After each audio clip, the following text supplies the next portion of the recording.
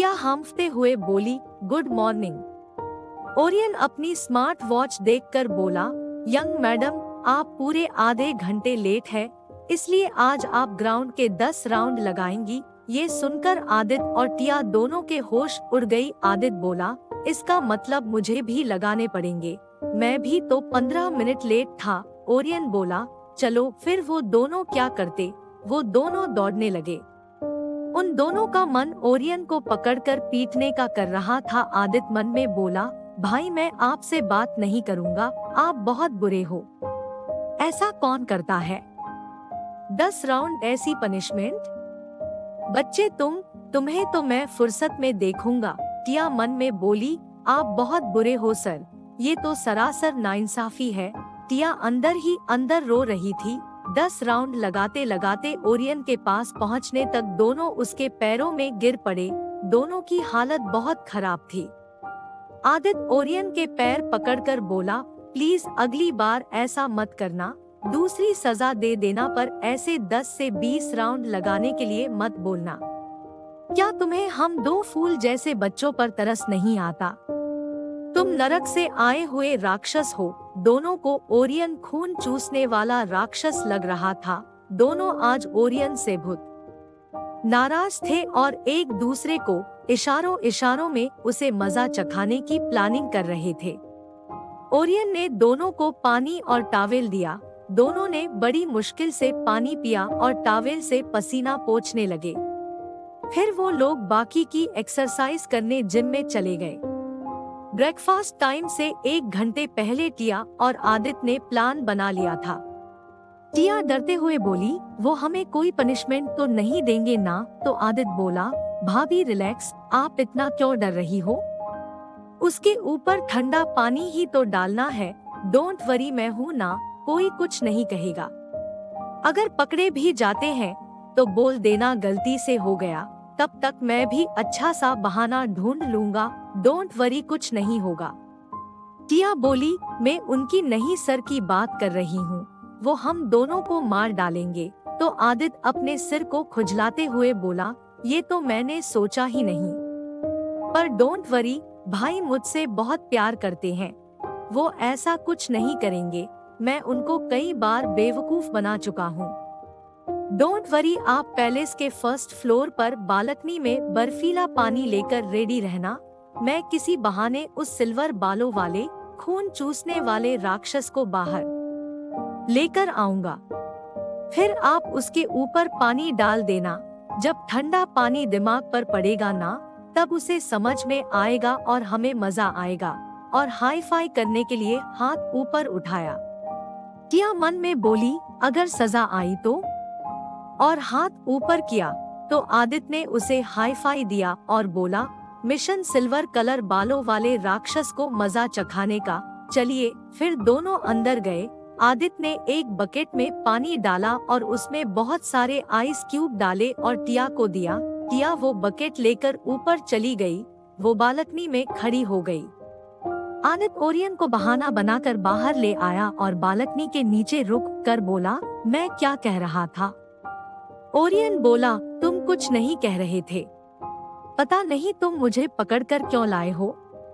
अब बताओगे भी? ऐसी कौन सी सीक्रेट बात बतानी है तुम्हें, जिसके लिए मुझे बाहर लेकर आए हो? और सिर्फ मुझे ही बता सकते हो, बाकी सब क्या तुम्हें खा जाएंगे? आदित्य बोला, तुम ऐसा क्यों कर रहे हो? बाकी के लायक बात नहीं है, इसलिए ही तो सिर्फ तुमको लाया हूँ। तुम भी ना एकदम भाई जैसे ही हो, जैसे उन्हें हमेशा लगता है कि मैं उलझुल सी बातें करता रहता हूँ। रहने दो, नहीं बताना मुझे। और आदित्य ने मुंह फुला लिया। टिया ने नीचे झांक कर देखा। उसका मन बिल्कुल नहीं कर रहा था पानी डालने का, पर उसने बकेट उठाया और आंखें बंद कर ली और बोली, हे भगवान, ये गुस्सा ना हो जाए, और डाल दिया पानी। तभी ओरियन का फोन बजने लगा और वो फोन रिसीव करने के लिए दूसरी साइड चला गया। ये सब इतनी जल्दी हुआ कि आदित्य को उसे रोकने का मौका ही नहीं मिला और करेक्ट टाइम पे उसी जगह अश्वत्थ बाहर से जॉगिंग करते हुए आया और खड़ा हो गया और बोला, सुबह सुबह यहाँ पर क्या कर रहे हो? ये कहा ही था कि ऊपर से ठंडा पानी उसके ऊपर गिरा। पानी बहुत ज्यादा ठंडा था, वो सन्न रह गया। ओरियन ने जल्दी से देखा। आदित्य डर गया। वो मन ही मन बोला, हे भगवान, ये तो मेरे राक्षस भाई के ऊपर डाल दिया पानी। अब ये मेरे साथ, हम दोनों के साथ क्या करेगा? टिया ने भी देखा, उसके तो होश ही उड़ गए। वो अपने पैरों की नीचे से जमीन खिसकती हुई महसूस कर रही थी। उसके हाथ से बाल्टी छूट गई और वो सीधा अश्वत्थ के सिर पर जा गिरी। बाल्टी ने उसके सिर को ढक लिया। अश्वत्थ को बहुत गुस्सा आ रहा था। आदित्य का हार्ट फेल होने वाला था। उसका अंदर ही अंदर नर्वस ब्रेकडाउन हो रहा था। वो खुद को यमदूत के सामने जिंदगी की भीख मांगते हुए इमेजिन कर रहा था। अश्वत्थ ने जल्दी से बाल्टी अपने सिर पर से हटाई और गुस्से में बाल्टी फेंक कर बोला, किस बेवकूफ ने ये हरकत की है? ऐसी बचकानी हरकत करने की क्या सजा हो सकती है? क्या उसे नहीं पता? और ऊपर देखा, उसकी छोटी गिलहरी डर से कांपते हुई खड़ी थी। ऐसा लग रहा था कि वो डर के मारे मर ही जाएगी। अश्वत्थ उसे अपनी जानलेवा नजरों से देखने लगा, जिससे टिया डर गई और उसके पैर लड़खड़ाने लगे। अगर बालकनी के डेक पर रेलिंग नहीं होती तो पक्का वो इतने ऊपर से गिरकर मर जाती। कुछ देर बाद आदित्य और टिया सिर झुकाकर खड़े थे। अश्वत्थ दोनों के सामने सोफे पर बैठा उन्हें घूर रहा था। सब लोग अपनी अपनी जगह पर बैठे हुए थे और टिया और आदित्य के लिए उन्हें बुरा भी लग रहा था।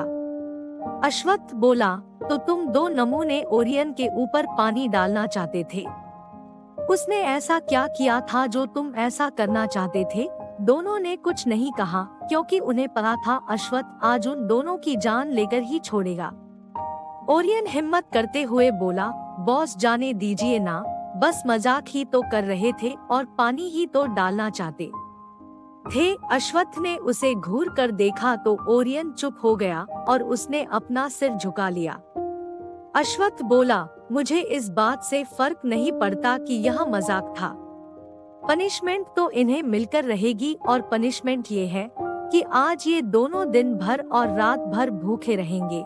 इन्हें खाना नहीं मिलेगा और ऊपर से गार्डन का सारा काम भी करेंगे। ये सुनकर दोनों ने सिर उठाकर अश्वत्थ को देखा, जो उन्हें जान से मार देने वाला लुक दे रहा था। ऐसा कम ही होता था कि अश्वत्थ मुस्कुराता था। उसका मुस्कुराता हुआ फेस देखने के लिए तपस्या करनी पड़ती थी। आदित्य बोला, गार्डन का काम करना तो ठीक है, लेकिन इससे खाने का क्या मतलब? हम बिना खाए पिए कैसे काम कर सकते हैं? ये तो गलत है। अश्वत्थ बोला, तो किसी के ऊपर पानी डालना भी गलत है। मुझे कुछ नहीं पता, ये तुम दोनों की पनिशमेंट है। और तुम सब भी ध्यान से सुनो, अगर किसी ने इन्हें हेल्प करने की सोची तो इनकी तो खैर नहीं, और तुम लोगों की भी। ये दोनों कोई बच्चे नहीं है, समझे? सबने हाँ में सिर हिलाया और दोनों को देखने लगे। आदित्य ने मुंह बना लिया था, वो नाराज हो गया था। वहीं टिया का मुंह भी लटक गया था। दोनों चुपचाप गार्डन में चले गए।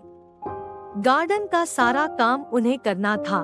बहुत सारे नए पौधे लाए गए थे, उन्हें लगाना था। फिर घास भी काटनी थी और पौधों को पानी भी देना था, और तो और पौधों की छंटाई भी करनी थी। दोनों एक दूसरे को निराशा से देखने लगे। आदित्य गिल्टी फील करते हुए बोला, आई एम सॉरी भाभी, मेरी वजह से ये सब हो गया। मुझे क्या पता था मेरा राक्षस भाई आ जाएगा। अगर वो नहीं आते तो हम ओरियन को सॉरी बोलकर मामला निपटा देते, लेकिन ये मेरा राक्षस भाई था जो कुछ ज्यादा ही स्मार्ट है, और घास में बैठ गया। आदित्य एक जिद्दी बच्चे की तरह लग रहा था। टिया बोली, मैं तो बिना खाए पिए भी काम कर लूंगी, लेकिन आप बिना खाना खाए कैसे रह पाएंगे? आदित्य बोला, अब क्या कर सकते हैं? फिर दोनों पहले घास काटने का काम करने लगे। आदित्य और टिया दोनों घास काटने की मशीन से घास काटने लगे। टिया ने गलती से उस मशीन की स्पीड ज्यादा करने वाला बटन दबा दिया था, और उसने मशीन को पकड़ा ही था कि मशीन तेजी से चलने लगी, और उसके साथ ही टिया भी। उसे कुछ समझ नहीं आ रहा था। वो डरकर चिल्लाने लगी, ये क्या हो रहा है? क्या मैं मरने वाली हूँ?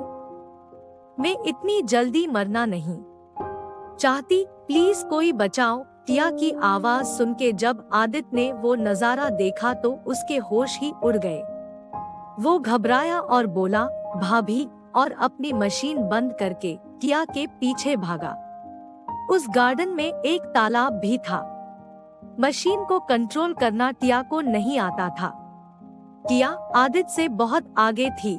आदित्य अगर टिया को बताता भी तो भी वो मशीन की आवाज में उसे नहीं सुन पाती। पर एक काम अच्छे से हो रहा था, घास की कटाई। बहुत देर बाद मशीन गार्डन में एक पत्थर से टकराई और टिया, जो बहुत दुबली पतली थी, और मशीन उसके हाथ से छूट गई और वो कुछ मीटर उड़ते हुए तालाब में जा गिरी। छपाक। आदित्य आंखें फाड़े ये सब देख रहा था। वो काफी थक चुका था जब उसने टिया को हवा में कुछ मीटर उड़ते हुए तालाब में गिरते देखा। एक पल के लिए तो उसे ऐसा लगा जैसे किसी मूवी का सीन देख रहा हो। फिर उसे याद आया कि उसकी भाभी पानी में गिर गई है। टिया को तैरना बिल्कुल नहीं आता था और उसे पानी से डर भी लगता था, क्योंकि बचपन में जब वो घूमने गए थे तब लिप्सा ने उसे एक तालाब में धक्का दे दिया था और वो मरते मरते बची थी। उसे ऐसे जगहों पे पानी से, यहाँ तक कि स्विमिंग पूल से भी डर लगता था। उसे ऐसा लगता था जैसे वो मर ही जाएगी। टिया पानी के अंदर डूब रही थी। आदित्य जल्दी से तालाब में कूद पड़ा और उसे बाहर निकाला। टिया बेहोश हो गई थी। आदित्य ने उसके पेट से पानी निकालने के लिए उसे पीछे पलटा और पीठ पर दबाव डालने लगा। कुछ देर में टिया के मुंह से पानी बाहर निकलने लगा और वो खांसते हुए होश में आई। आदित्य ने उसे सीधा किया और क्यूरियस होते हुए बोला, भाभी, आप ठीक तो हो ना? तो टिया ने हाँ में सिर हिलाया। टिया बोली, अगर उनको पता चला कि यहाँ ये सब हुआ है तो हमें फिर से सजा देंगे। तो आदित्य बोला, डोंट वरी भाभी, उन्हें पता नहीं चलेगा, पर आप ठीक तो है ना? तो टिया बोली, हाँ। तो आदित्य बोला, चलिए अंदर। तो टिया नहीं में सिर हिलाते हुए बोली, नहीं सर, और पनिश करेंगे। उन्होंने वार्निंग भी दी है, वो हमें उल्टा लटका देंगे और मैं उल्लू की तरह उल्टा लटकना नहीं चाहती। तो आदित्य इमेजिन करने लगा, वो उल्टा लटक रहा था और उसकी हालत पर सब हंस रहे थे। वो चीख कर बोला, नो, मुझे चमगादड़ नहीं बनना। नो। अश्वत्थ अपने दादाजी के रूम में गया। वो बोला, दादाजी, आपने बुलाया? तो दादाजी बोले, अश्व, हाँ मैंने बुलाया। तभी अश्वत्थ ने वहाँ बहुत सारे लकड़ी के डैशबोर्ड देखे। वो सब सफेद पदों से ढके हुए थे।